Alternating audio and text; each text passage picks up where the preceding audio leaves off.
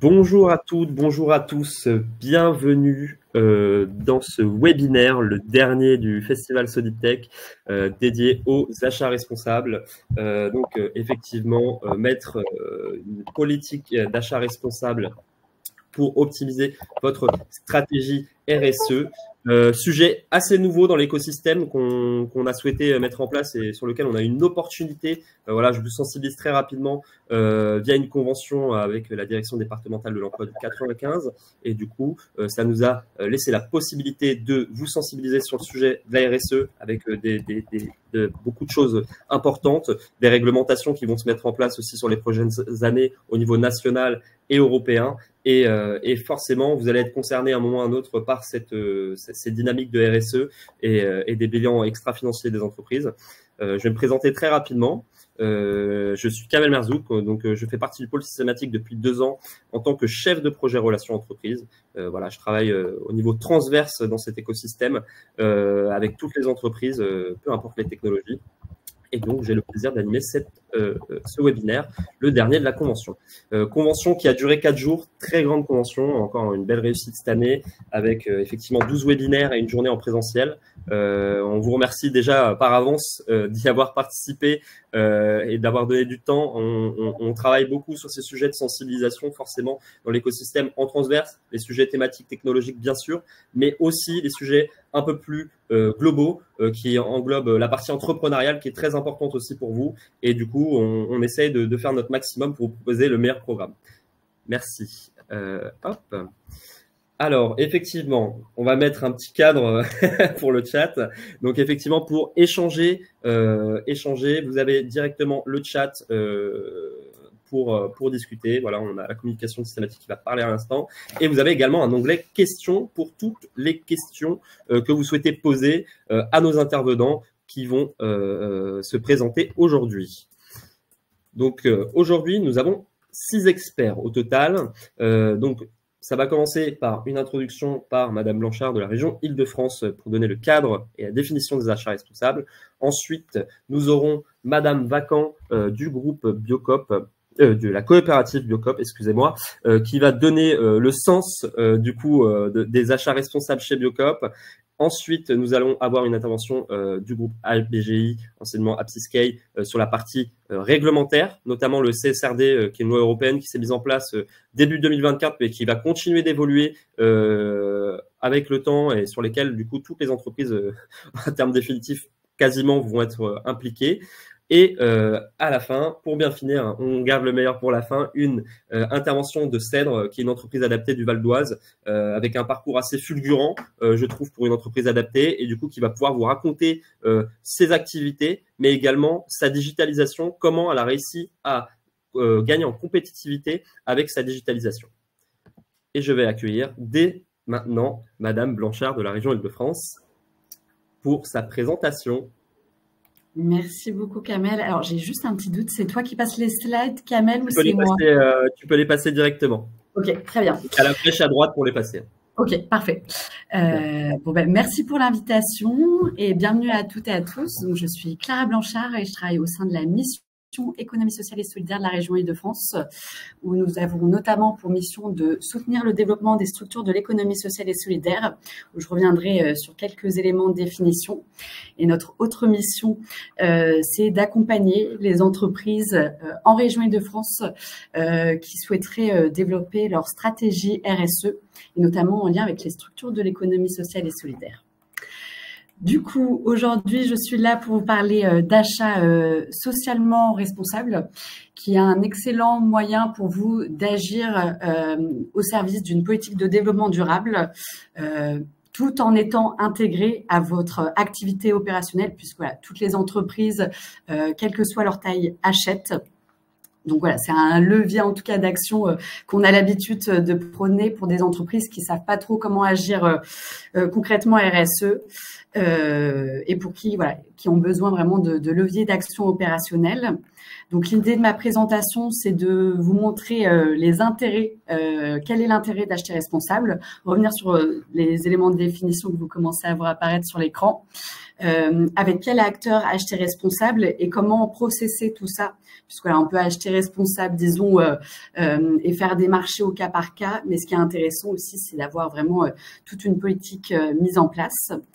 Donc, pour en revenir sur la définition générique, disons, des achats responsables, l'idée, c'est que en achetant, votre achat soit un levier de progrès social, soit un progrès en termes de développement économique, ou soit permettre de limiter votre empreinte carbone, voilà, en étant le moins énergivore ou le moins émetteur en termes d'impact carbone. Voilà, l'idée, c'est d'avoir un achat qui respecte plusieurs conditions et plusieurs exigences. Moi, aujourd'hui, je vais vous faire un focus sur les achats du coup socialement responsables et de vous montrer la méthodologie qu'on a l'habitude de prôner auprès des entreprises et qu'on applique nous-mêmes en interne, qui est celle d'acheter auprès des structures de l'économie sociale et solidaire et de faire travailler, entre guillemets, des entreprises qui auraient une vision particulièrement inclusive, voilà, en recrutant des personnes éloignées de l'emploi ou en recrutant des personnes en situation de handicap. Donc, bon, les leviers, si vous êtes là, c'est que vous êtes a priori convaincus, mais si vous avez besoin d'autres personnes d'acheter responsables, donc déjà, au niveau de votre entreprise, c'est un élément différenciant d'avoir une politique d'achat responsable, puisque c'est pas encore, voilà, toutes les entreprises ne le font pas.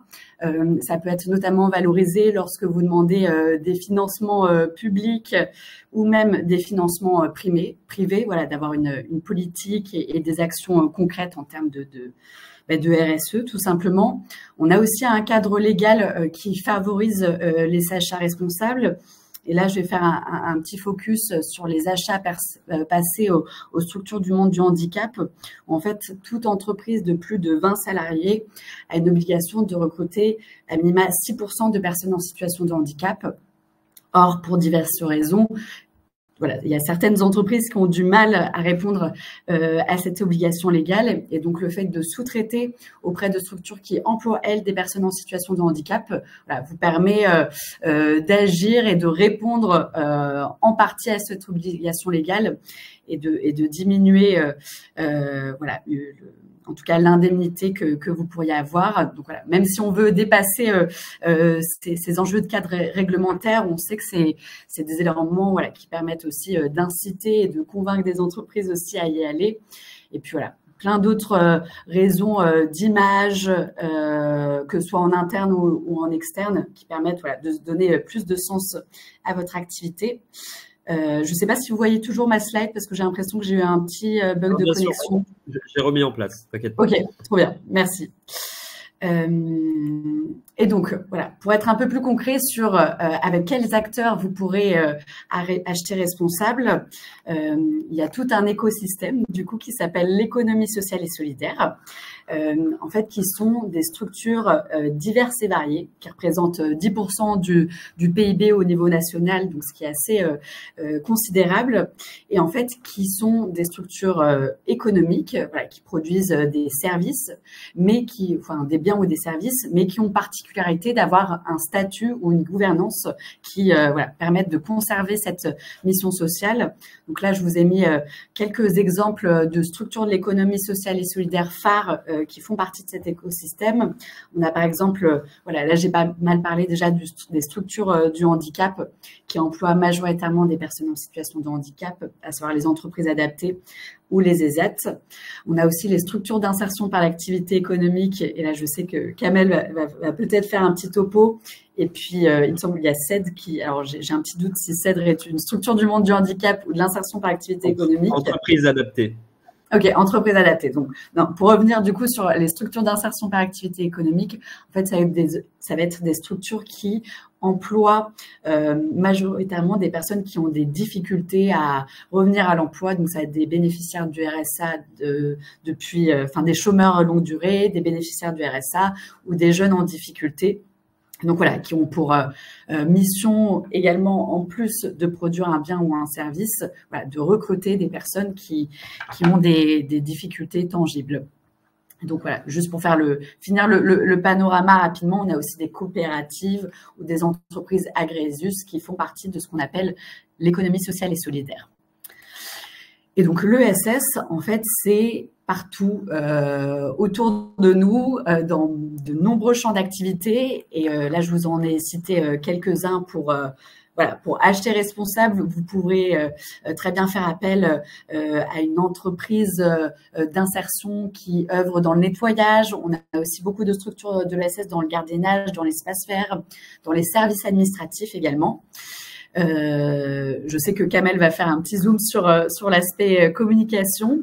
Et puis on aura Ced qui œuvre plus dans les déchets.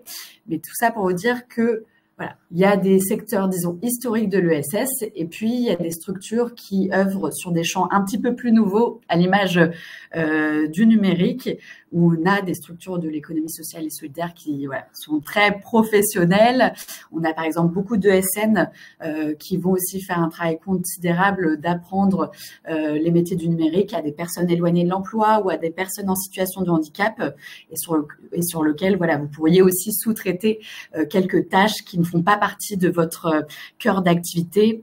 On a aussi pas mal de structures de l'ESS qui font de la récupération de matériel informatique et pour les reconditionner, ou encore pas mal de structures de l'ESS qui sont dans la création de sites web à l'image de Numérique UA et de l'appel touche. Kamel, je te laisse la parole sur ça. Oui, effectivement, on a décidé de faire un petit focus Val d'Oise forcément via cette convention. Effectivement, on regroupe aussi des structures de l'ESS qui peuvent être très liées au numérique, en tout cas à vos activités, comme un site qui fait de la communication corporate, donc communication photo, vidéo et création de site web, et comme Paul aussi qui fait spécialement de la création de sites web.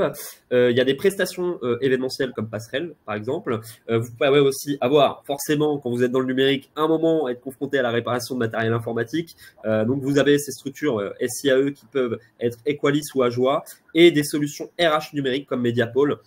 Donc encore une fois, je repointerai encore après, effectivement, ces structures sont professionnalisées, le but étant, de former du personnel, tout en étant professionnel, à l'insertion, retour vers l'insertion et de l'emploi, et elles sont très compétitives finalement par leur offre du coup qui est plus basse que le marché en général, beaucoup plus compétitive, mais ça ne les empêche pas d'être très très professionnels. Donc je vous inviterai à aller voir notamment un site sur leur site web, vous verrez que c'est hyper carré, Equalis, Ajoie, Passerelle, Mediapol et Paul également. Donc profitez-en, allez voir ce qui s'y passe et ça répond à vos enjeux. On aura le temps d'y discuter après.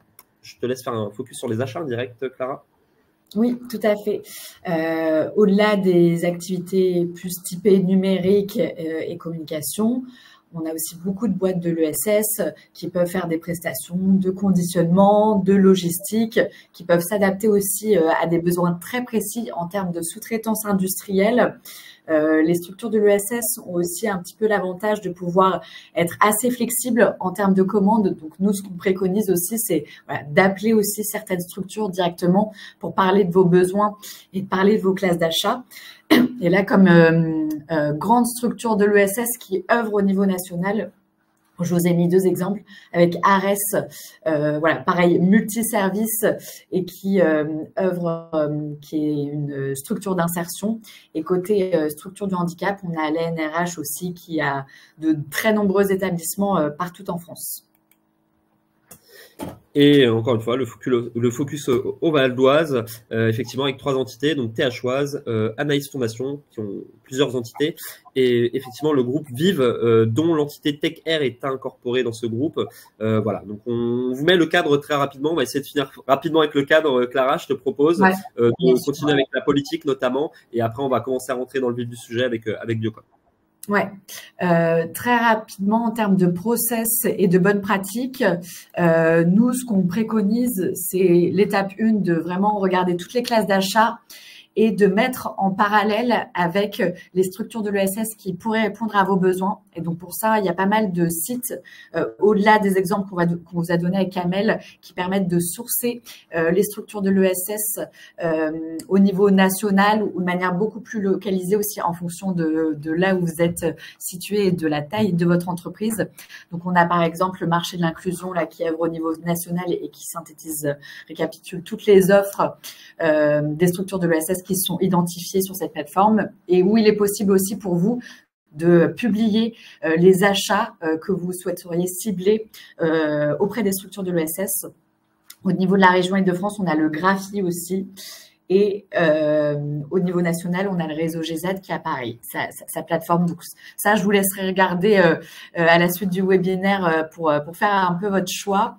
Ensuite, là, on a rapidement synthétisé les outils aussi pour publier un marché, enfin, et pour voilà, que vous puissiez être doté d'outils concrets pour que, in fine, ce soit une structure de l'ESS qui puisse bénéficier de votre marché ou de votre achat.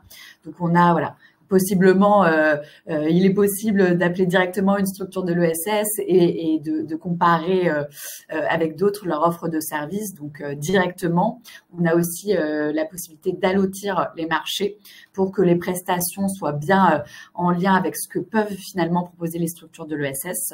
On a aussi l'outil des clauses sociales où dans un marché, il est possible de demander un nombre d'heures qui soit effectué par des personnes en insertion et de ce fait éloigner de l'emploi. Ensuite, dernière bonne pratique, c'est sans surprise, disons, c'est le reporting, où nous, c'est ce qu'on recommande aussi, c'est de se doter d'objectifs concrets. Encore une fois, ça dépend de la taille de votre entreprise, mais l'idée aussi, c'est de pouvoir suivre cette politique achat responsable et de pouvoir la valoriser potentiellement. Donc là, je vous ai mis quelques exemples d'indicateurs, mais qui ne sont que des exemples. Donc, par exemple, le fait de valoriser le nombre d'heures d'insertion ou de personnes en situation de handicap qui participent à votre marché ou à votre achat. On a aussi, par exemple, le nombre de marchés attribués aux structures de l'ESS aussi, qui est un indicateur de pilotage intéressant. Et enfin, le montant d'achat passé aux structures de l'ESS. Donc voilà pour faire assez rapidement sur les bonnes pratiques, mais n'hésitez pas sur la fin du webinaire si vous avez des questions. Peut-être juste pour vous dire rapidement, nous à la région Île-de-France, on organise pas mal de temps de rencontres entre des entreprises et des structures de l'économie sociale et solidaire, voilà, dans une perspective d'achat plus responsable. On en organise un notamment le 23 septembre à la région Île-de-France. Donc, voilà, n'hésitez pas, je laisserai mon mail.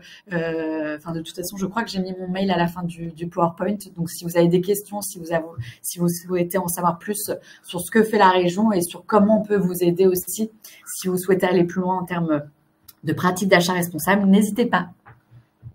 Merci beaucoup Clara, et effectivement il y aura un temps de questions à la fin de ce webinaire qui sera réservé, donc si vous avez des questions pour Clara, n'hésitez surtout pas. Vous avez vu l'importance du coup de pouvoir profiter effectivement de structures de l'ESS. Effectivement sur l'aspect, si je parle purement numérique et systématique, effectivement c'est les financements, l'accès au financement effectivement simplifié et même beaucoup plus appuyé lorsque vous justifiez de responsabilité RSE, en tout cas d'une politique RSE assez solide. Et effectivement, c'est quand même assez avantageux pour vous. Vous profitez d'une compétitivité aussi meilleure, potentiellement avec une image de marque. Et là, je vais laisser Biocop, en tout cas la coopérative Biocop et Nathalie Vacan prendre la parole pour leur politique d'achat responsable. Et c'est quand tu veux, Nathalie. Ah, ton micro est coupé, Nathalie. Ça fonctionne moins bien. Bonjour, merci Kamel. Donc, je suis en charge du commerce équitable chez Biocop. Et Biocop est une coopérative qui a été créée en 1986. Donc, ça fait presque 40 ans qu'elle existe, avec à la base une rencontre entre une association de producteurs et des consommateurs. Donc, depuis le début, les achats responsables sont dans l'ADN de Biocop.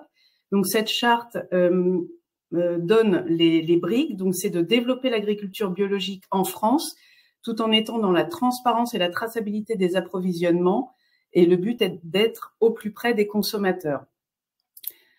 Donc, si nous avons eu des petites briques tout au long du départ, en fait, depuis quelques années, tout s'est mis sur 3 objectifs structurants, ce qui permet d'être plus clair en termes d'explication de la stratégie et auprès des consommateurs. Donc, ces 3 objectifs sont d'accélérer la transition écologique afin d'avoir une souveraineté alimentaire, de contribuer à l'économie sociale et solidaire et de favoriser l'alimentation bio-exigeante. Et je vais vous donner après des exemples de ce qu'on met derrière ces 3 objectifs. Donc, effectivement, la souveraineté alimentaire est très importante avec les enjeux climatiques que nous observons. Et afin de ne pas avoir juste un discours, mais d'être vraiment sur du concret, nous avons des objectifs chiffrés et des indicateurs. Donc, par exemple, donc c'est 100% bio au niveau de l'alimentaire chez Biocoop et 87% des approvisionnements sont d'origine France lorsqu'ils sont productibles en France. Donc, on enlève le café, le cacao et tout ce qui est exotique. Mais en tout cas, 87% provient de France, avec 100% des fruits et légumes qui sont de saison. Aucun produit ne prend l'avion, même sur les fruits exotiques. 15% du chiffre d'affaires, ce sont des produits locaux. Donc ça, ce sont les magasins qui s'en occupent et c'est dans un périmètre de 150 km autour du magasin. Et 35% de l'offre est en vrac. Et plus de 25% du chiffre d'affaires est en commerce équitable. Et je pense que nous sommes le seul distributeur à avoir cet indicateur, le commerce équitable. Je continue sur les chiffres. Donc, c'est un réseau de 739 magasins qui couvre du coup près de 3000 fermes de paysans, paysannes associés qui fournissent les magasins Biocoop avec un chiffre d'affaires de plus d'1,5 milliard. Et ce qui est important aussi, c'est que du coup, le tissu des fournisseurs, ce sont surtout des TPE, des PME et des ETI. Enfin, quand je dis surtout, c'est 100%. Donc, nous cherchons dans nos achats à regarder le type de fournisseur et à s'éloigner des gros groupes et des fonds, etc. Et donc, nous avons près de 9000 fournisseurs locaux.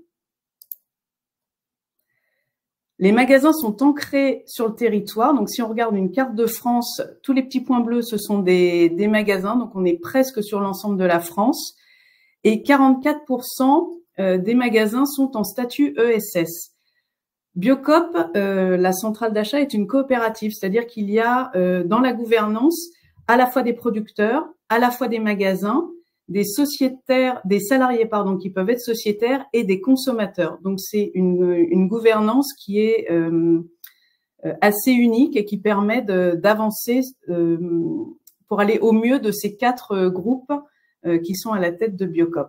Et Biocoop est indépendant. Les paysans, paysannes associés, si jamais vous voyez ce logo sur les produits, cela veut dire que ça provient des groupements qui sont sociétaires de la coopérative Biocoop. Donc, il y a aujourd'hui 22 groupements sur l'ensemble des filières. Donc, il y a à la fois des céréales, de la viande, des fruits et légumes.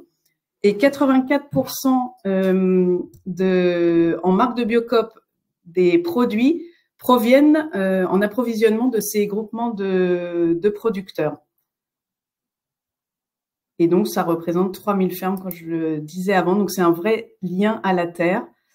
Et ils sont au cœur de l'ADN de Biocoop depuis le début. Donc là, je vous ai remis les chiffres. Mais donc, on peut être et bio et local. Et on peut aussi être bio, local et commerce équitable. C'est le cas lorsque les produits proviennent des groupements de producteurs. Donc, toutes ces valeurs sont résumées dans la marque de Biocoop. Et donc, à chaque fois, on essaye d'être différenciant par rapport à une marque nationale, non seulement sur les recettes, mais aussi sur les approvisionnements. Et ce qui est très important, c'est la transparence sur les ingrédients, sur les origines et sur l'endroit où c'est fabriqué. Donc, 98% des produits sont fabriqués en France, 99% des matières premières sont d'origine France. Donc là, je suis uniquement sur le focus de la marque de Biocoop. Et 84% donc proviennent des groupements de producteurs. L'ultra-transformation, donc on cherche aussi à mieux manger lorsqu'on va chez Biocoop. Et 100% des produits à marque de Biocoop ont enlevé les marqueurs d'ultra-transformation. Donc c'est par exemple des produits que vous ne trouvez pas dans vos placards, donc de la maltodextrine pour remplacer le sucre. C'est en fait moins sain pour votre santé que le sucre lui-même de manière réduite. On cherche aussi à réduire les emballages et 58% de la marque de Biocoop est en commerce équitable. Donc en fait, on essaye d'être vraiment à 360 sur les achats responsables et d'avoir différents domaines sur lesquels on avance avec des indicateurs. Le Planet Score, vous en avez peut-être entendu parler, c'est ce qui permet de voir au niveau du climat sur différents aspects, c'est ce qui peut être justement responsable. Donc c'est à la fois de l'impact sur la production et sur l'environnement.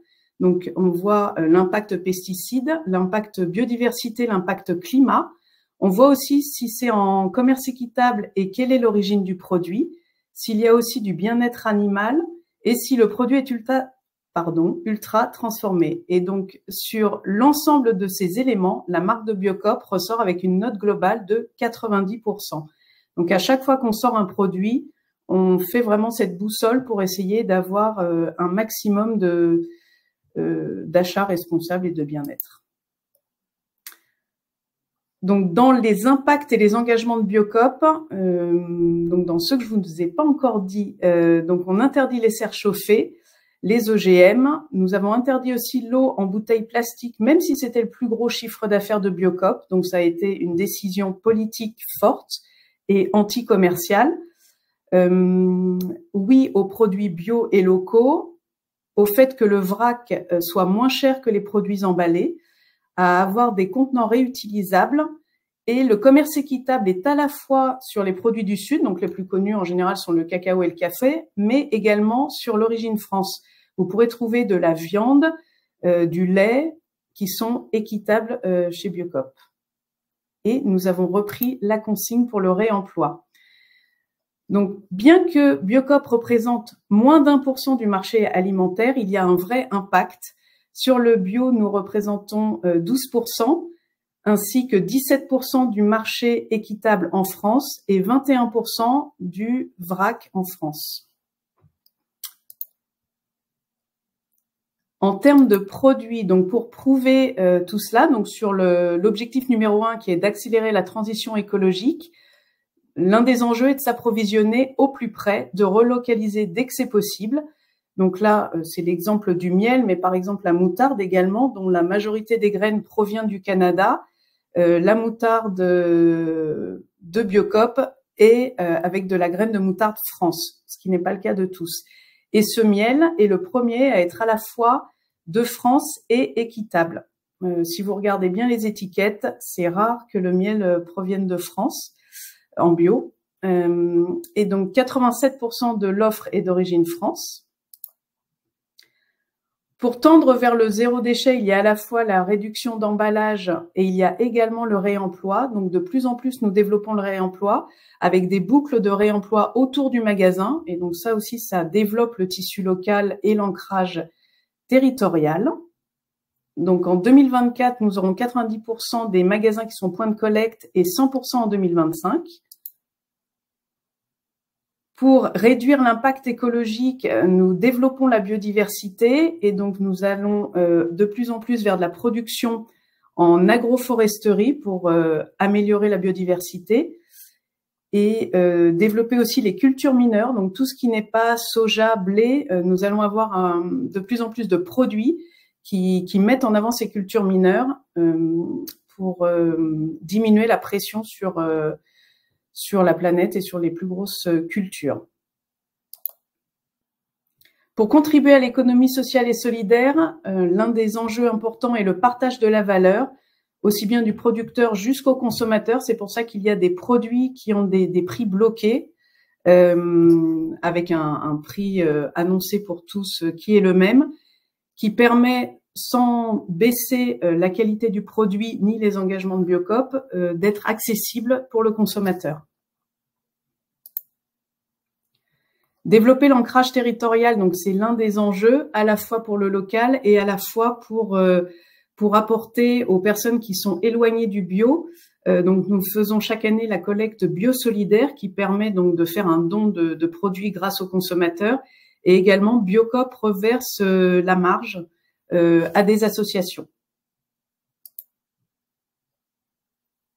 Et pour favoriser une alimentation bio-exigeante, donc le modèle de Biocoop est de favoriser des groupements de producteurs et une bio-paysanne de proximité. Donc vous pouvez retrouver ce macaron, ça voudrait dire que ce sont des groupements sociétaires de Biocoop. Et également de limiter la consommation d'aliments ultra transformés. Donc un exemple, le cordon bleu que vous pouvez trouver souvent dans les familles. Celui-ci, c'est des ingrédients qui sont très simples que vous pouvez retrouver dans votre frigo. Donc c'est une tranche de bacon, du poulet entier et la chapelure la plus simple possible. Donc tous les ingrédients sont compréhensibles du consommateur et vous pouvez les retrouver dans votre placard. C'est en tout cas l'engagement de Biocoop d'avoir 100% de la marque qui n'a pas plus d'un marqueur d'ultra-transformation. Et nous sommes sur une amélioration continue. L'idée est de baisser les marqueurs au maximum. Bon, j'espère que je ne suis pas allée trop vite et que c'était quand même compréhensible. Mais le but était que en tout cas, pour moi, ça a été super clair. Donc, en tout cas, si vous avez des questions, n'hésitez pas. J'ai vu une question tomber, donc n'hésitez surtout pas. Merci Nathalie, merci beaucoup. Ça touche forcément notre sensibilité de consommateur aussi, hein, avant tout forcément dans une coopérative comme Biocoop, mais ça montre aussi l'engagement des achats responsables d'une entité, même d'un groupement d'entités finalement, parce que Biocoop étant elle-même une coopérative, effectivement, il y a une image de marque qui est à respecter. Et du coup, il y a cet engagement envers les achats responsables, que ça passe sur des achats locaux ou des achats sociaux, socialement responsables, mais aussi sur le côté environnemental. Et ça, c'est hyper intéressant d'avoir ce retour d'expérience. Donc, je vous en remercie infiniment, Nathalie. Merci. Voilà, donc c'est super intéressant d'avoir ces points de vue. Effectivement, il faut faire le pont avec le numérique maintenant. Donc quel rapport avec le numérique? C'est aussi de mettre en valeur votre image de marque. C'est hyper important. Et en soi, c'est qu'une politique, j'ai envie de vous dire, à mettre en place. Et une fois qu'elle est en place, elle tourne. Et du coup, c'est hyper intéressant de pouvoir explorer ces pistes-là avec énormément d'acteurs de l'ESS et c'est très intéressant. Maintenant, on va donner plus de cadre réglementaire et pourquoi aussi c'est important de mettre une politique d'achat responsable dans vos enjeux RSE et dans les bilans extra-financiers notamment. Je vais laisser la parole à ABGI, à Laetitia, Mathieu et Lénaïque. C'est à vous. Merci de me donner la parole, Kamel, et merci pour cette invitation. Alors effectivement, moi, je suis accompagnée de Lénaïque et Mathieu, qui sont les vrais experts en RSE et achat responsable. Moi, je vais me contenter de vous présenter ABGI, qui on est en 2-3. Il n'y a plus la présentation. On s'en occupe, ne vous inquiétez pas. En 2-3 mots. Donc, qui on est un cabinet de conseil vraiment dédié à la fiscalité, dédié à la stratégie et le financement de l'innovation. Et on s'adresse à toutes les structures privées, publiques, de petite taille, de grande taille, en France et à l'international. Et notre proposition de valeur, elle est organisée en 4 briques structurées. Et c'est cette expertise, c'est dans cette expertise qu'on trouve l'accompagnement sur la mise en place d'une stratégie environnement RSE et en accord avec la réglementation et la nouvelle directive CSRD. C'est aussi dans cette expertise qu'on trouve l'accompagnement sur la mise en place d'une politique achat responsable. Et à côté de ça, on travaille aussi sur des études marketing, sur le marché d'innovation, et management de la fonction innovation au global. On a une autre brique qui correspond au financement. Donc là, on travaille sur tout ce qui est fiscalité de financement, mais également vous faire bénéficier d'aides non dilutives pour des projets d'investissement ou de recherche, développement, innovation. On a une autre brique qui correspond qu'on appelle exécuter et qui correspond au recrutement et délégation de profils vraiment seniors R&D qui vont intégrer vos équipes, soit ponctuellement ou de façon durable. Et enfin, une brique protégée, puisque quand on parle d'innovation, on la protège. Et donc, on accompagne nos clients sur ce sujet.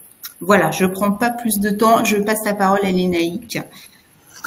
Merci. Alors, avant de passer sur la stratégie environnementale que l'on propose à nos clients dans la brique structurée que Laetitia vient de vous rappeler, un rapide rappel de pourquoi il est nécessaire d'agir. À l'heure actuelle, on a atteint 6 des 9 limites planétaires qui sont fixées par la taxonomie des COP, notamment au niveau de l'ONU.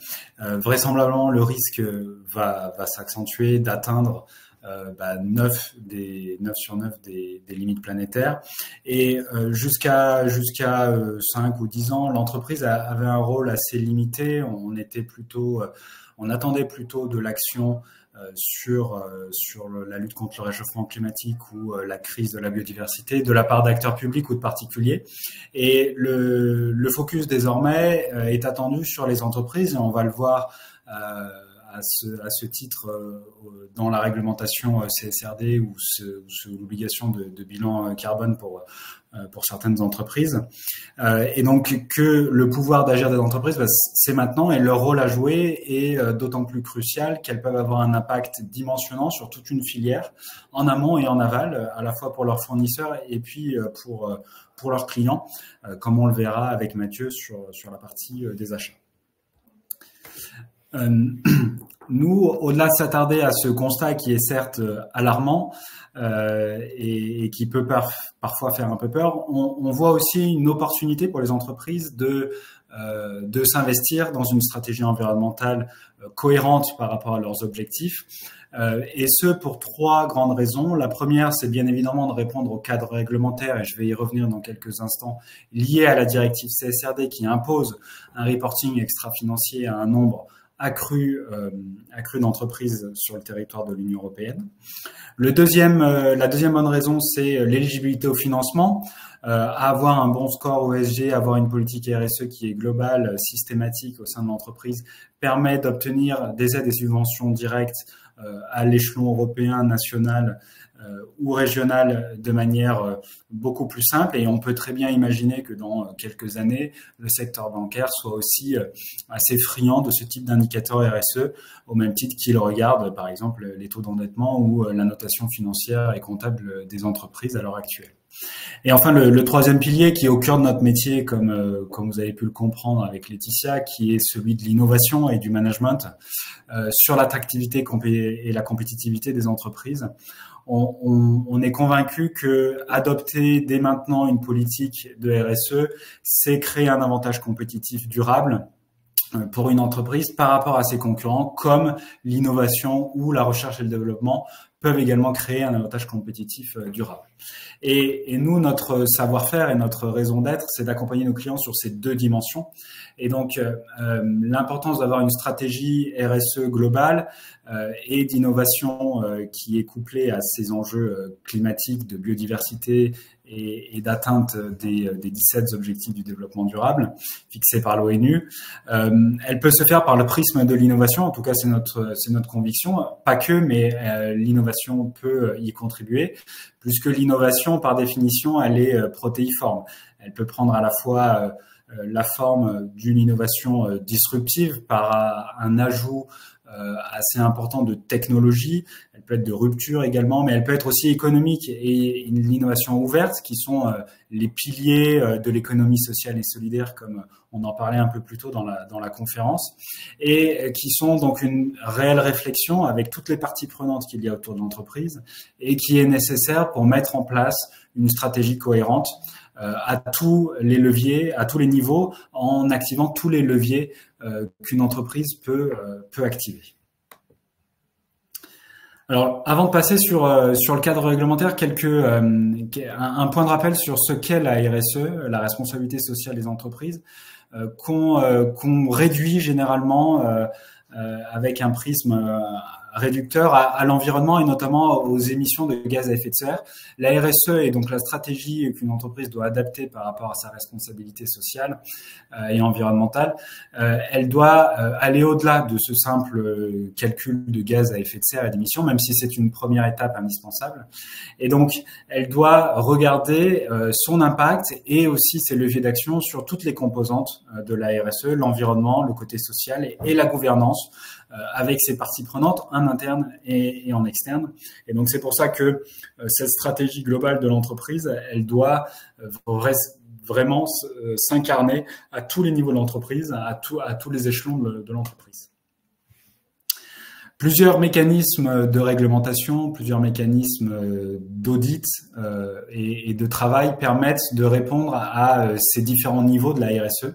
La première étape, c'est de réaliser un audit pour essayer, pour calculer l'impact de l'entreprise sur l'émission de gaz à effet de serre au moyen d'un BEGS, donc un bilan des émissions de gaz à effet de serre, dans un objectif derrière qui en découle de réduire cette empreinte carbone ou cette empreinte de gaz à effet de serre des activités, et je vais y revenir. La deuxième étape, c'est de créer une véritable stratégie RSE, donc en tenant compte de toutes les composantes de la RSE que je viens de vous présenter, en définissant une stratégie, une ambition, un rêve autour de la RSE pour inventer l'entreprise de demain, la réinventer au prisme des enjeux auxquels elle est confrontée, elle et ses parties prenantes dans les changements environnementaux et de biodiversité que nous vivons. Et enfin, la dernière étape, elle est un peu plus réglementaire et de gestion. Quelqu'un a parlé un peu plus tôt d'indicateurs, de KPI pour mesurer l'avancement et l'impact de l'entreprise dans sa politique. Elle est aussi tout aussi importante sur tous les autres aspects de la RSE. Et c'est la directive CSRD que je vais vous présenter qui permet de gérer, piloter et afficher et adapter cette feuille de route pour atteindre un niveau qui soit intéressant et impactant sur le climat et la biodiversité. Donc nous, notre accompagnement, il porte sur l'analyse de tous les flux de gaz à effet de serre qu'une entreprise émet. Donc généralement, on connaît le scope 1 et 2, c'est les gaz à effet de serre qui sont émis directement par l'entreprise et ses activités qu'elle héberge. Mais également, le point le plus important, c'est d'étudier ce qu'on appelle le scope 3, c'est les activités en amont et en aval, dans la chaîne de fournisseurs et dans la chaîne de clients, qui vont réellement être pourvoyeurs d'innovation, de rupture et de partenariat. Et c'est cette partie-là que on accompagne, puisqu'il est une mine d'opportunités pour nous pour renforcer cette compétitivité et aider au développement commercial de nos clients. Et donc, on a développé un outil qui permet de mesurer, de référencer, Mathieu va y revenir, tous les fournisseurs, par exemple, ou tous les clients et de réellement mesurer l'impact pour voir là où il y a un bénéfice et un impact direct intéressant à réduire l'impact carbone.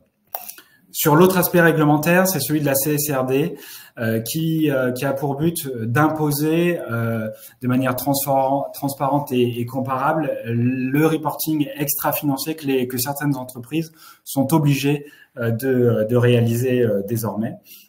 Et donc l'objectif ici, de l'Union européenne, c'est de permettre cette transparence et cette performance en mettant en place des indicateurs qui vont permettre à toutes les entreprises de publier dans le même référentiel l'état d'avancement de leur feuille de route RSE pour que toutes les parties prenantes de l'entreprise, internes ou externes, puissent avoir accès à l'état d'avancement de l'entreprise sur sa feuille de route de décarbonation, sa feuille de route RSE et sur toutes les composantes sociales de l'entreprise.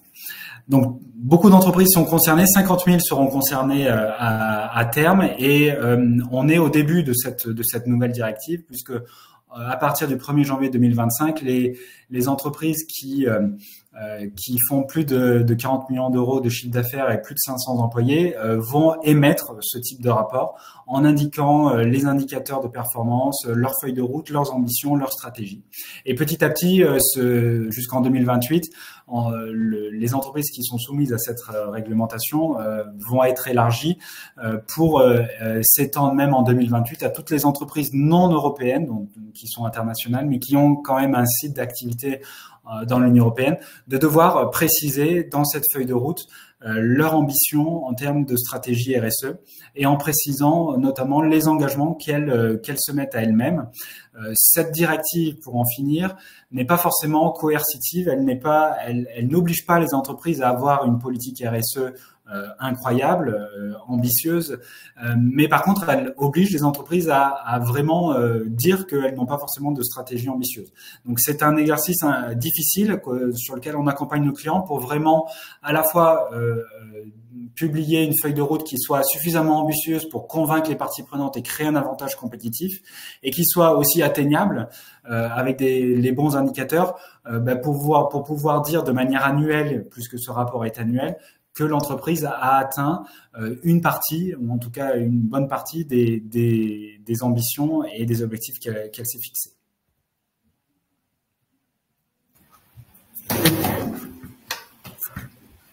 Merci Lénaïque. Je me permets de poursuivre et de vous saluer tous et toutes qui êtes présents aujourd'hui. On fait un focus un peu plus là sur la démarche d'achat, puisque effectivement on a le plaisir aussi d'accompagner nos clients dans des plans de décarbonation. On intervient particulièrement sur 4 axes. On a tout un travail de collecte de données et de réalisation d'un inventaire carbone. Donc, Lénaïque parlait d'un bilan carbone. Là, on est vraiment sur un bilan carbone dédié aux achats, pour faire simple. Et notre objectif, ça va être d'identifier avec nos clients le plan de bataille, si je peux l'exprimer ainsi, c'est-à-dire nos priorités pour aller décarboner et décarboner avec nos fournisseurs. C'est important, ce point 3, puisqu'en réalité, aujourd'hui, 50% voire plus des actions qu'on mène avec nos clients, qu'ils soient du secteur public ou du secteur privé, sont sur des fournisseurs actifs qui sont en contrat avec nos clients et qui ont besoin d'être accompagnés dans la durée. Aujourd'hui, vous n'êtes pas sans savoir qu'on sort d'un contexte économique qui n'a pas été simple avec la période Covid. On a pas mal de fournisseurs qui sont encore en train de rembourser leurs prêts garantis par l'État. On a pas mal aussi de fournisseurs qui souffrent économiquement sur certains secteurs. Donc l'objectif est d'être assez concret sur finalement une réglementation qui leur paraît très souvent assez lourde et théorique et abstraite. Donc ça, c'est un point qui est important parce qu'avec eux, on va travailler à la fois pour accompagner les fournisseurs actifs avec qui on est en contrat, et également pour aller sourcer des solutions alternatives, des fournisseurs. Donc là, l'exemple de Biocop nous fait écho à des missions qu'on peut faire pour d'autres clients et des démarches d'amélioration continue. Il y a un point qui est important aussi, c'est qu'on sait quelle est la difficulté de faire du reporting en la matière et on a pu aider nos clients à construire des tableaux de bord personnalisés qui permettaient de répondre à la fois aux enjeux de l'ESG, mais également à des logiques de normes finalement type ISO 20400. Si on poursuit, si vous voulez bien, en page suivante, je peux dérouler, voilà, c'est bon. Quand on parlait de travailler avec les fournisseurs, on a une logique de cartographier pour nos clients les fournisseurs qui sont les plus émissifs. Et ce qui est important, c'est qu'on essaye de les classifier en fonction de 4 cas de figure. On a évidemment des fournisseurs qu'on appelle à développer, c'est-à-dire que c'est des fournisseurs avec qui on travaille régulièrement et qui ont une maturité importante, c'est-à-dire qu'ils se sont déjà emparés du sujet, ils ont déjà parfois élaboré leur bilan carbone, ils ont déjà mis en place des éléments qui permettent de décarboner leur activité en tant que telle, et forcément, sur toute cette chaîne de valeur, on vient s'appuyer avec eux souvent dans des logiques d'innovation. Donc, on parlait de recherche de financement, mais on est aussi dans de la co-innovation, du relamping parfois industriel, des choses qui vont assez loin pour aller chercher de nouvelles solutions, parfois de production tout simplement, ou d'approvisionnement. Il y a les fournisseurs clés, les fournisseurs stratégiques, c'est ceux qui souvent sont les plus émissifs chez vous, donc c'est forcément avec eux avec qui on travaille le plus. Mais là, par contre, on a des niveaux de maturité très différents. Simplement, comme souvent, c'est un point important de vos dépenses, le fournisseur est plutôt motivé ou à minima à l'écoute pour pouvoir avancer. Et puis, de manière un peu plus limitée, des fournisseurs parfois marginaux que là, on met de côté, puisque la logique, c'est vraiment d'avoir une priorisation et de pas tout embrasser, puisqu'on n'en a évidemment pas la capacité et surtout pas l'intérêt. Et puis, d'aller identifier, c'est la dernière famille, des fournisseurs à exploiter qui ont une faible maturité, qui sont un peu en dehors pour l'instant du spectre parce que ils s'y mettent très lentement.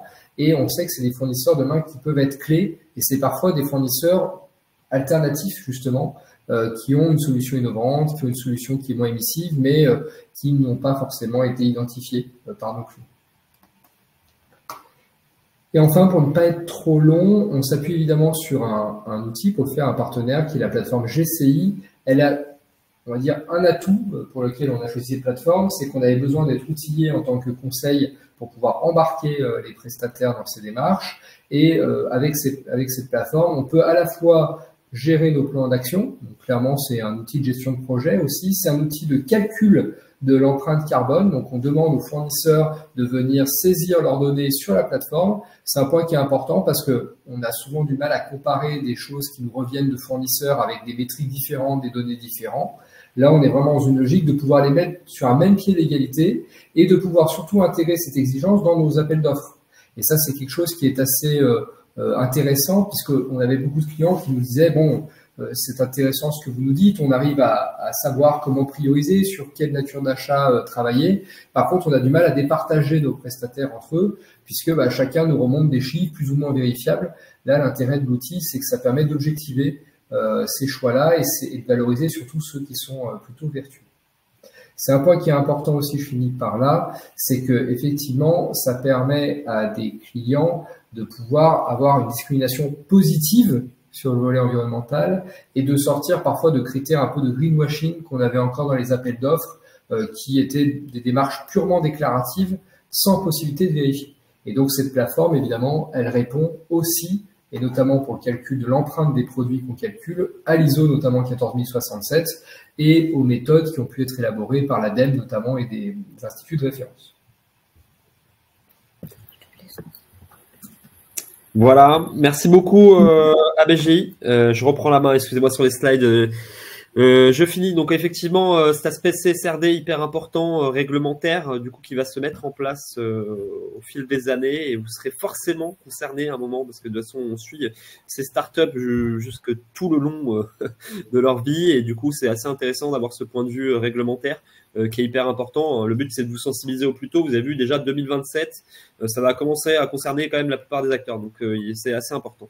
Je laisse la parole pour terminer à Youssef Ouadguiri, directeur finance et performance de Cèdre. Donc Cèdre, tu auras le temps de le présenter, mais qui est une entreprise adaptée, qui fait partie de cette convention du coup avec la DETS 95. Donc c'était important pour nous de mettre en avant un des acteurs. Donc c'est à toi Youssef. Super, merci beaucoup. Bonsoir à tous. Merci beaucoup pour l'invitation.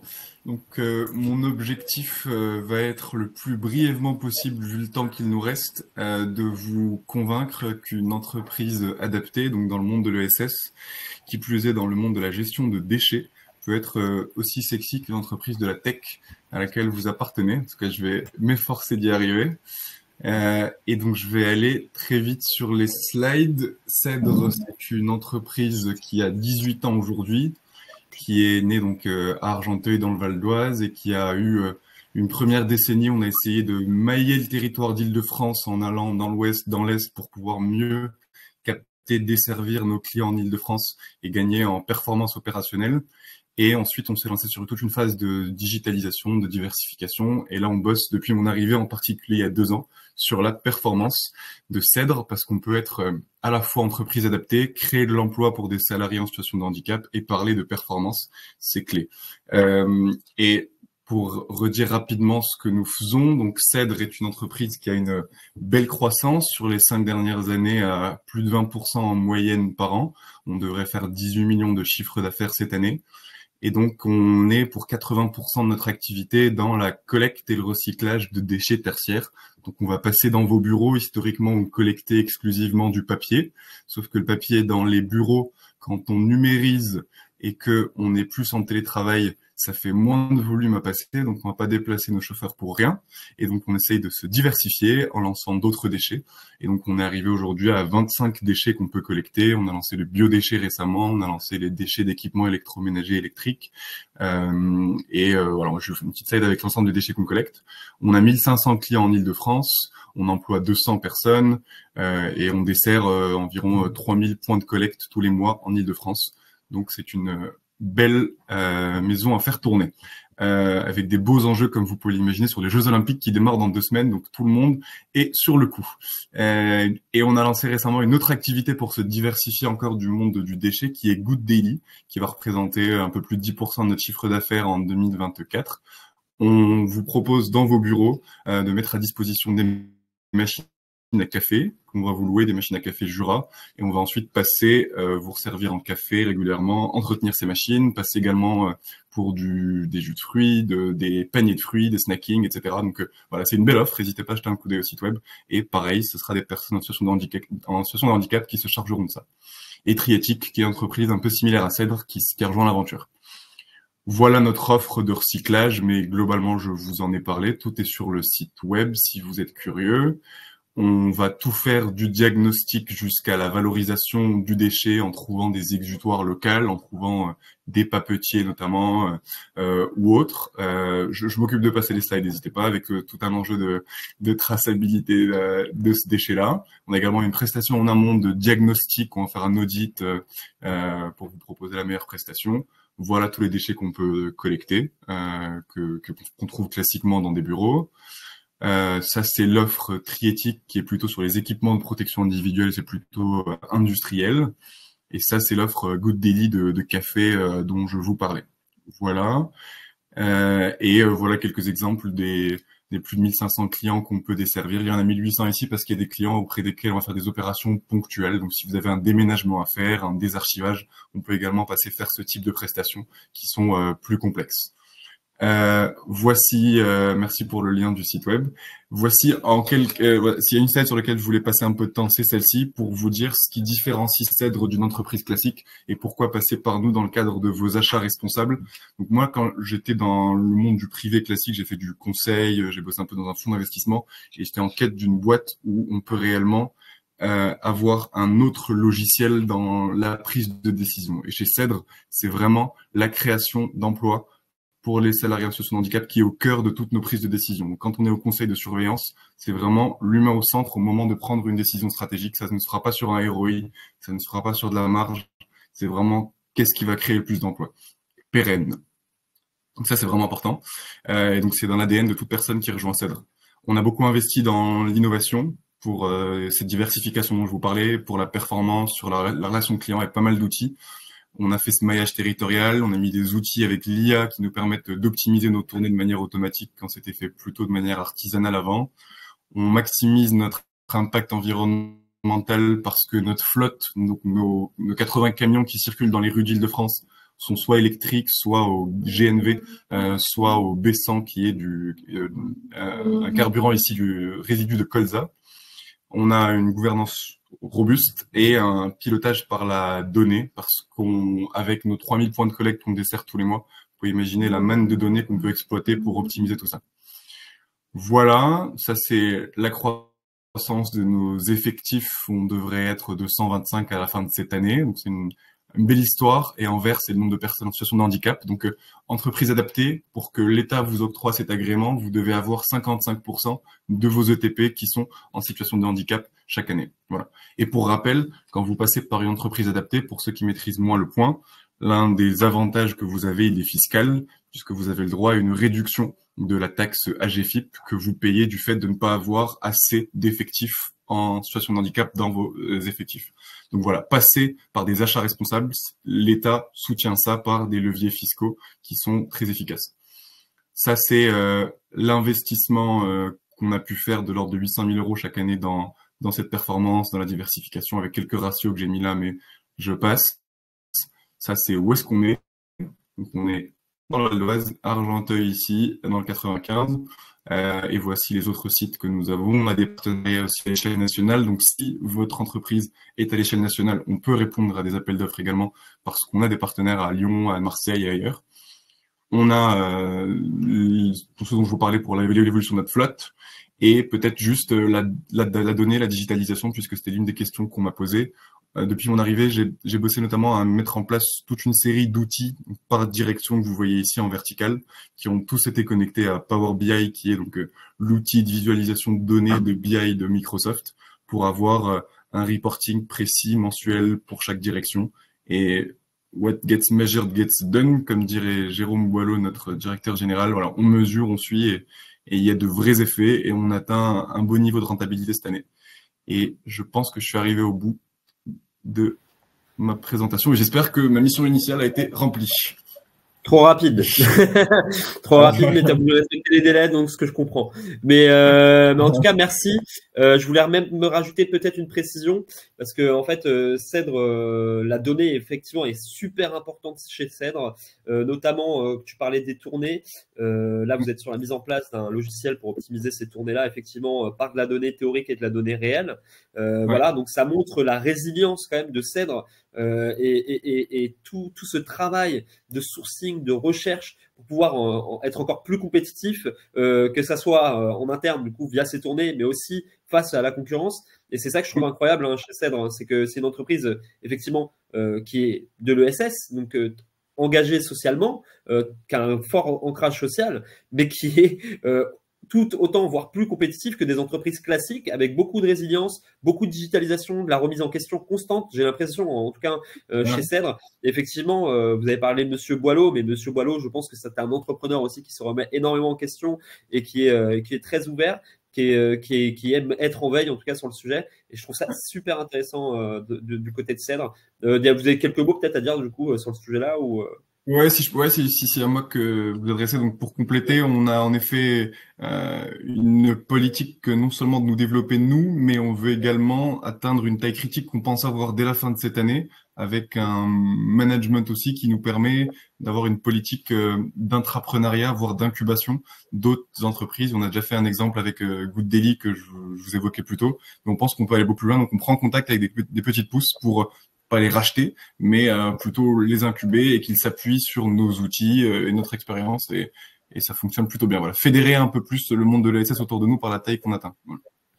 C'est super. En tout cas, merci beaucoup. Je trouve que c'est un très bel exemple dans le Val d'Oise. Bon, j'espère que vous aurez l'occasion de réintervenir et de venir effectivement dans notre écosystème parce que c'est assez exemplaire, je trouve, la résilience du coup et tous les efforts qui sont faits du côté de Cèdre. Donc, merci beaucoup pour ça, parce que ça m'a plutôt impressionné et ça c'est de manière sincère et personnelle. Voilà, donc il y a le projet d'incubation effectivement à côté. C'est génial, c'est engageant, ça incite à l'intrapreneuriat, mais aussi à l'entrepreneuriat aussi à côté et d'avoir des entreprises moteurs comme Cèdre. Je trouve ça super intéressant. Donc et comme il y en a dans le numérique, vous voyez que même dans l'ESS il y a ces entreprises là et c'est super intéressant. Alors. Merci. Je vous propose de passer aux questions. Du coup, maintenant, effectivement, il y a eu quelques questions qui ont été posées de manière très soit ciblée, soit générique.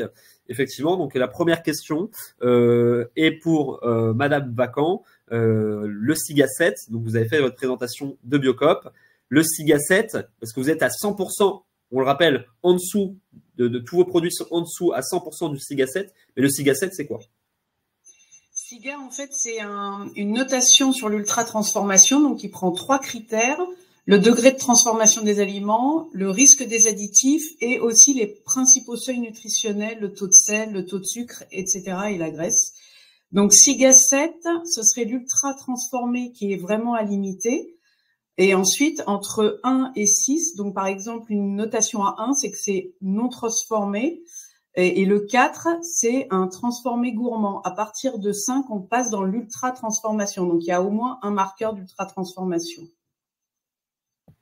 Je réponds vite, mais vous pouvez avoir plus d'informations. Oui, c'est ça. En fait, surtout sur l'ultra-transformation, du coup, que ça soit très clair, parce que je sais que vous avez un exemple très concret sur ce sujet-là.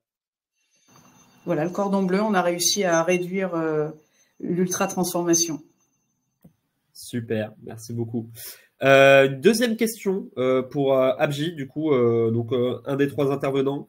Effectivement, quels sont les écueils à éviter dans la mise en place d'une politique d'achat, d'une politique d'achat d'ailleurs, la mise en place d'une politique d'achat?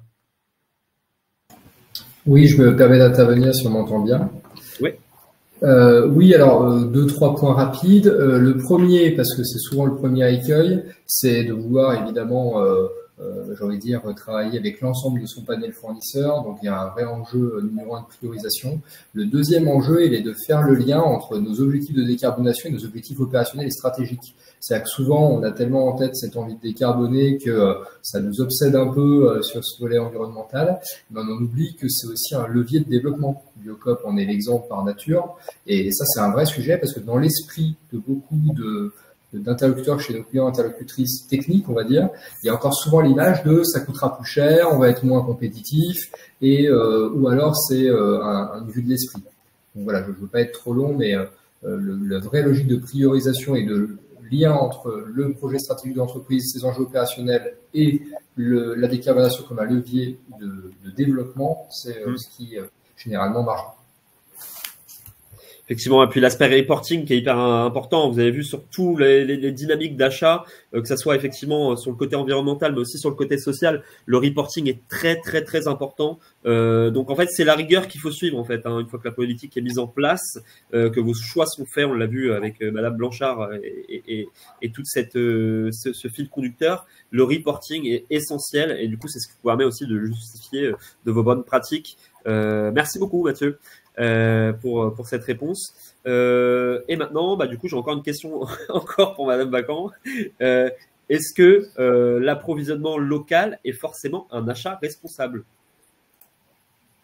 Alors, en tout cas, c'est important de regarder quel est votre métier, mais en tout cas, sur l'activité de Biocoop, on s'est rendu compte en faisant un bilan carbone, que le plus impactant n'était pas le transport, comme on peut le croire de manière intuitive, mais c'est l'agriculture.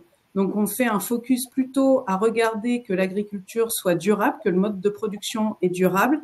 Et donc, ce n'est pas parce que vous connaissez le maraîcher qui est à côté que c'est forcément un achat responsable. Il faut aller un petit peu plus loin pour savoir comment est-ce qu'il produit, s'il a des serres chauffées et qu'il est à contre-saison, l'achat sera pas forcément plus responsable que si vous achetez du cacao en agroforesterie venant de loin, puisque ce n'est pas le conteneur qui sera le plus impactant, mais la serre chauffée qui est à côté de vous. Donc alors évidemment, là je vous parle de l'agriculture, c'est pas trop vos métiers, mais c'est important, je pense, que vous ayez une grille de lecture en fonction de vos métiers pour savoir quels sont vos achats responsables et éviter de faire juste du greenwashing, mais vraiment d'avoir une matrice très claire de ce qui est responsable pour votre activité. Tout à fait. Donc, pour revenir vraiment sur le sujet, c'est aussi la responsabilité du fournisseur avec lequel vous achetez qui est en jeu. Hein. Donc, c'est-à-dire, effectivement, il faut aussi voir, lui, sa politique RSE, ses engagements. Et effectivement, il peut y avoir des producteurs locaux qui consomment beaucoup plus effectivement à terme, en tout cas sur la chaîne finale du produit, qu'à un fournisseur de manière plus lointaine. Donc merci en tout cas pour cette réponse. Et du coup, je vais poser une deuxième question, Madame Bacan. Je suis désolé, il y a beaucoup de consommateurs dans le webinaire. En tout cas, je pense qu'on se sent tous concernés. Quelles sont les tendances d'achat des consommateurs et quels critères semblent être le plus important pour les consommateurs? Alors, c'est compliqué de répondre à votre question parce que dans les études, il y a ce qui est naturellement dit et ensuite, il y a l'acte d'achat. Et des fois, on voit qu'il y a un petit peu une différence. Donc, pour le consommateur, le plus important, c'est sa santé. Donc, il va regarder, par exemple, l'ultra-transformation, ça a l'air de lui parler. Après, le local est très important. Après, le commerce équitable, il dit aussi. Après, qu'est-ce qui réellement transforme l'acte d'achat, c'est beaucoup moins clair. Et le prix, même si c'est pas forcément dit dans les enquêtes, ça reste un arbitrage qui est quand même important, surtout en ce moment avec l'inflation, etc. Donc, il y a ce que souhaiterait le consommateur, donc et ensuite ce qui l'achète réellement. Mais le local, en tout cas, a l'air d'être impactant quand même. Locavorisme, effectivement. Et le prix. Et le prix. Ça, c'est forcément le premier argument, même, je pense, avant la santé. Forcément, le contexte économique nous le montre. Les avantages de la démarche achat responsable, alors là, c'est une question beaucoup plus ouverte et je pense notamment, alors soit Abji, soit Cèdre, parce que du coup, Cèdre est concerné aussi en tant que fournisseur lui-même. Les avantages de la démarche achat responsable se mesurent certes sur le moyen terme et sur le long terme, mais sur le court terme du coup, parce qu'effectivement le ROI, on sait très bien que toute entreprise veut un maximum de ROI rapidement, et du coup sur le court terme, comment on fait? Est-ce que la question est pour moi? Je peux répondre? Youssef, tu peux commencer si tu veux. Enfin, si j'ai bien compris la question, le ROI pour moi, il est en choisissant d'acheter responsable, par exemple, le Cèdre par rapport à un concurrent comme Paprec ou d'autres contre qui on peut se positionner. Nous, on a réellement des prix qui sont compétitifs par rapport à ces concurrents-là. Donc, en termes d'enjeu de prix, on essaye de nous choisir notre offre tarifaire en incluant cette réduction d'AGFIP, vous soyez à isoprix par rapport à un concurrent. Et on veut pas que choisir Cèdre soit une forme de charité. C'est que vous choisissez une entreprise qui vous délivre une prestation de même qualité de service que tout autre, même si les salariés qui passeront dans les couloirs de vos bureaux auront ce petit truc en plus, comme on l'a vu dans le film qui a un succès récent. Voilà, donc c'est un peu l'idée. Super. Voilà, donc déjà un premier, effectivement un premier aspect court terme et moyen long terme. De toute façon, il y a forcément ces sujets de reporting extra-financier qui se mettent en place et avec des obligations pour les entreprises. Mais effectivement, du coup, le premier critère, c'est effectivement ce critère compétitif du coup et non social qui est mis en avant chez Cèdre et c'est super intéressant. Et là, je vais peut-être revenir. Alors, soit Abji voulait répondre à cette question également sur le côté court terme, plus sur l'aspect environnemental. Soit je vous pose une autre question, vous avez le choix. À vous que vous ayez une réponse. Posez votre question, on verra si on peut regrouper. Alors, c'était la question effectivement sur la mesure des achats responsables. Donc, effectivement, sur le moyen et long terme, on voit qu'il y a effectivement du résultat, mais sur le court terme, qu'est-ce qui, justement, parce que l'engagement d'une entreprise, vous savez, c'est souvent ça, le ROI, on veut assez rapidement pour une entreprise. Et du coup, sur le court terme, quels sont les arguments du coup de ces avantages d'une démarche d'achat responsable? C'était en partie évoqué par Cèdre, mais c'est déjà une attente beaucoup des clients aujourd'hui parce que il y a une logique d'innovation aussi. C'est-à-dire qu'on est souvent face à des acteurs qui se réinventent, qui bouleversent des modèles. Je vais prendre un exemple qui m'est familier parce que on travaillait encore dessus hier. Prenez aujourd'hui la collecte des déchets, par exemple. On est tous usagers du service public et avec les camions poubelles qui passent. Il y a encore quelques temps, voire mois en arrière, on passait des contrats de collecte des déchets. Aujourd'hui, on passe des contrats de prévention, optimisation des déchets avec des logiques où on paye plus les prestataires à la tonne de déchets collectés, mais bien à la tonne de déchets qu'on collectera pas. Donc finalement, il y a aussi un enjeu d'innovation et de transformation des modèles où, en gros, il est vrai qu'aujourd'hui, dans beaucoup d'appels d'offres, le prix reste un critère majeur, mais aujourd'hui, à la fois par rapport aux obligations réglementaires qui ont été citées cet après-midi, mais par rapport aussi à des changements de modèle économique, j'ai envie de dire, c'est qu'une question de temps. Donc, il y a ceux qui s'y préparent et il y a ceux qui seront derrière. C'est ça. Dernière question pour vous, Abji, parce que du coup, effectivement, vous êtes concerné plus par les prestations intellectuelles. Comment les prestations intellectuelles et les services peuvent-elles participer à l'atteinte des objectifs visés par les achats responsables? De toute façon, vous l'avez déjà un peu prouvé par vos arguments, mais du coup, effectivement, peut-être appuyer un peu le sujet. Voilà. 2 minutes et puis expliquer effectivement cet aspect sensibilisation n'est pas suffisant, donc il faut bien un aspect opérationnel. Donc comment ces prestations intellectuelles et services peuvent viser ces objectifs du coup des achats responsables. Alors peut-être préciser votre question, c'est pour bien la comprendre, c'était qu'est-ce qui donne envie d'y aller, c'est ça pour le reformuler. Comment les prestations intellectuelles comme celles que vous proposez, justement, faire en sorte que les entreprises s'engagent dans des achats responsables?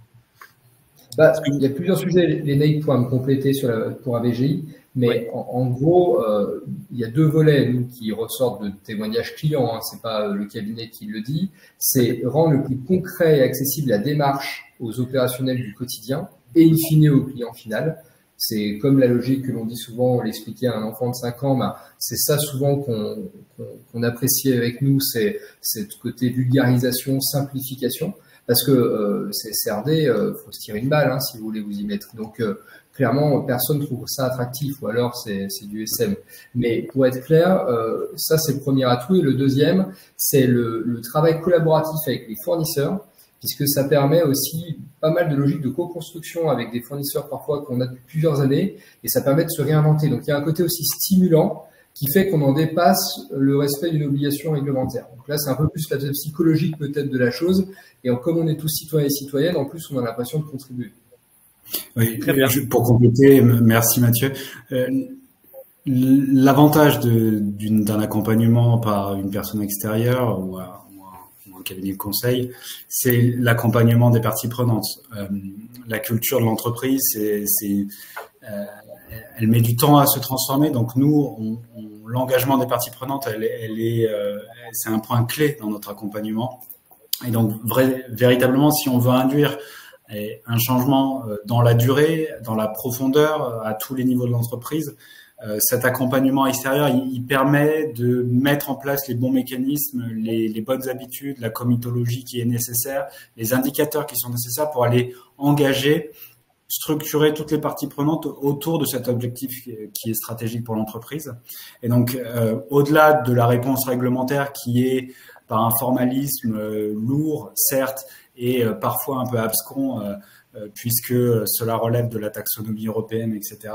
C'est vraiment, nous, notre engagement avec nos partenaires et nos clients, c'est celui de l'accompagnement et de la gestion des parties prenantes pour réussir une transformation qui est nécessaire, mais qui est difficile parce que on doit engager toutes les parties prenantes de l'entreprise.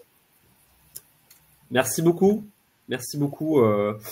C'était la dernière question. On a dépassé d'une vingtaine de minutes le timing. Mais en tout cas, j'espère que ça a été intéressant pour tous qui nous regardaient.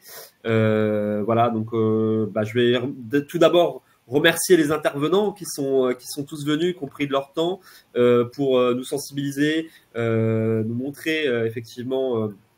Nous montrer toutes leurs activités et aussi effectivement nous sensibiliser sur des sujets RSE.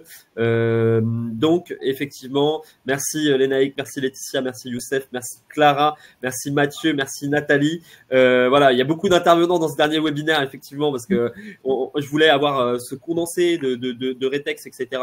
Merci à tous. Je veux aussi particulièrement remercier la communication qui a fait un travail de dingue et exceptionnel pendant 4 jours sur le webinaire, sur même le festival en fait Sodiptech, que ce soit les journées en physique, les journées en visio. Voilà, vous avez découvert beaucoup de programmes, beaucoup de choses, que ce soit des choses sur l'IA, que ce soit des choses sur la blockchain, des choses sur les financements, les cycles de trésorerie. Voilà, on essaye de vous donner un programme un maximum condensé avec beaucoup d'informations, au même titre qu'un incubateur, parce qu'on ne peut pas se permettre de travailler comme un incubateur. En tout cas, on essaie de vous aider sur des sujets et d'innovation et d'entrepreneuriat. Et du coup, voilà, on travaille et on remercie encore les intervenants d'être tous venus et les équipes opérationnelles. C'était le dernier webinaire Sodiptech de 2024. Vous avez les replays d'ici 2 semaines, c'est ça, si j'ai bien compris? D'ici 2 semaines. Et en attendant, je vous dis bel été à tous et puis à l'année prochaine pour Sodiptech 2025. Merci à tous. Merci Kamel. Merci. Au revoir. Merci. Au revoir.